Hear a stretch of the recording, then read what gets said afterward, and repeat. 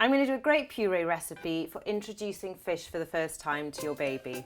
All you need for this one is a fillet of fish, some baby spinach, basil and a splash of lemon. So I'm using a fillet of cod. You can use any fish that you prefer. Salmon is also really great.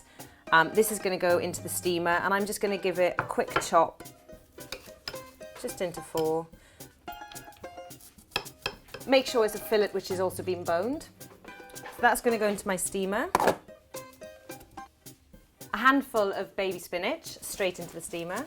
And then get yourself a nice handful of fresh basil. Now if you haven't got basil, you can use other herbs, you could use thyme, mint, basically anything which has got a nice flavour to it to go with that fish. And then we're going to just steam that, pour a little bit of water on it, close the lid and leave that for about 5 minutes. Now the great thing about this puree is the fish and the basil and the spinach are really, really quick to steam.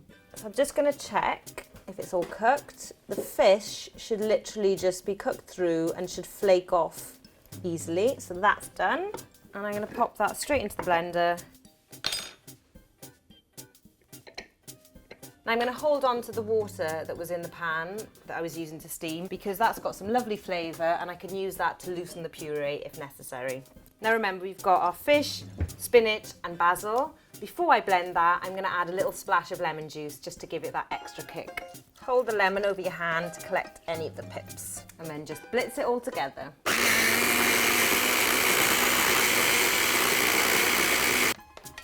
So there you go.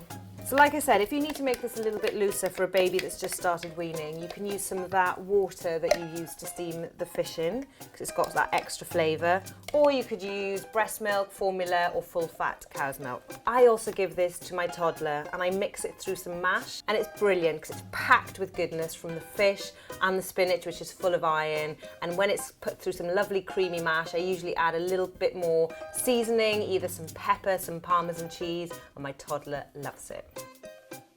So I've got lots more baby weaning recipes, recipes for feeding your toddler, picky eaters, and even recipes for the whole family, including the adults. So click on any of the links below or subscribe to the channel where you can get lots of the updates on a weekly basis.